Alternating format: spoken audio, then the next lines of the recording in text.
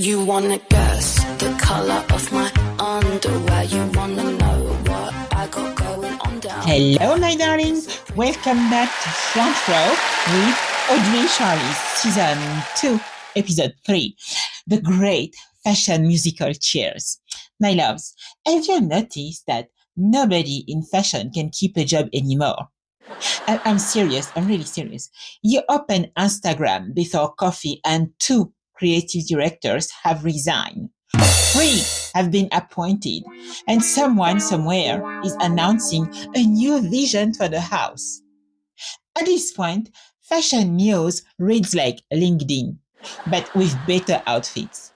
Another new chapter, another fresh direction, another designer politely escorted out while the next one is already measuring the curtains.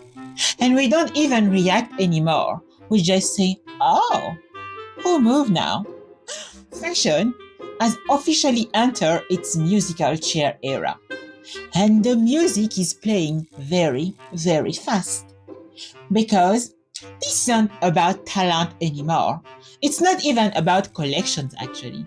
It's more about houses chasing noise, chasing the next shock to the system. And designers have become creative Red Bulls for brands terrified of looking sleepy. And when the caffeine wears off, the chairs moves again. So today, we are not talking about runway shows. We are talking about the game happening behind them. The swaps, the plot twist, the personality transplant. Welcome, my loves, to the great fashion musical chairs.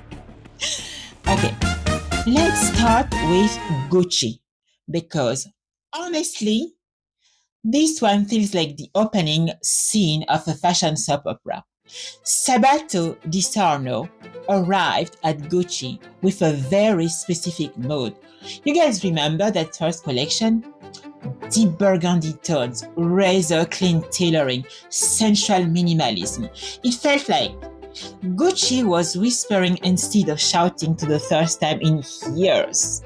There was a Tom Ford ghost in the room, definitely. It was elegant, controlled, mature.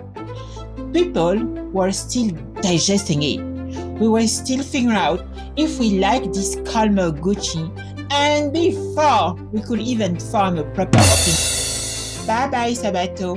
And then comes Demna. Yes, the same Demna who gave Balenciaga mod runways, dystopian shoulders, apocalyptic hoodies, IKEA bags turn luxury statement, and couture that look like the end of the world but make it chic, okay? Kind of Mad Max chic. So now, picture this. A house that just tried to quiet down, I'm not being shady, inviting in the king of fashion chaos. That's not a transition. That's a plot twist. And what this teaches us is that Gucci didn't want refinement. Actually, Gucci wanted to be loud again. Because silence in today's industry reads as weakness. Now, while Demna is packing his dramatic shoulders for Gucci, look at what happens at Balenciaga. Enter Pierpaolo Piccioli.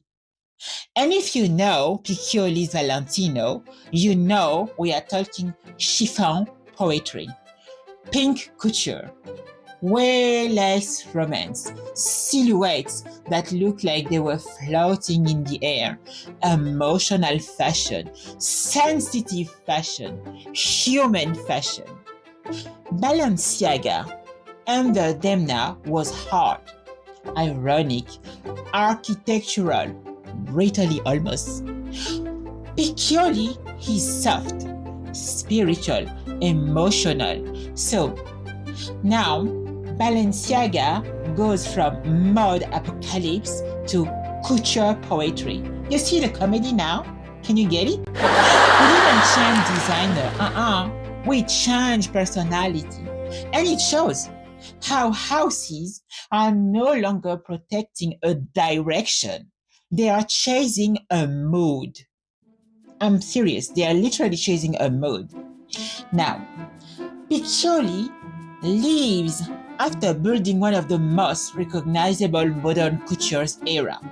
You know, you could see a Valentino dress from across the planet, and it was romantic, airy, deeply feminine without being weak. Enter Alessandro Michele. Embroidery, layers, storytelling, vintage intellectual maximalism, librarian glamour, controlled chaos.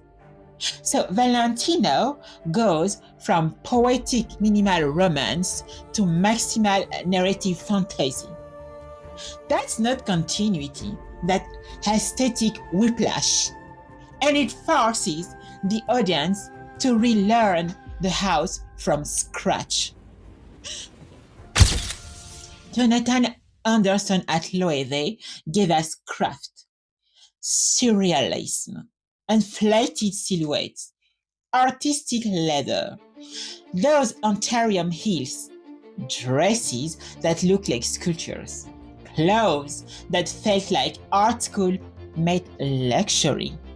Loewe, under him, became the thinking person's fashion house. But now he walks into Dior, a house of heritage, discipline, structure, femininity, coded for decades. So now the question becomes fascinating. What happens when experimental art school energy enters the most classic French house in the world?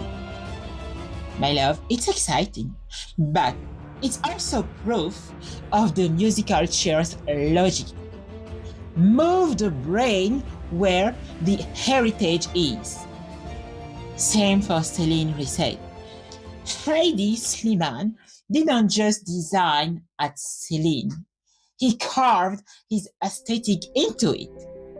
Skinny silhouettes, rock bourgeois Paris, shape tailoring, black, white attitude. You didn't even need to see the logo. You knew instantly it was Celine.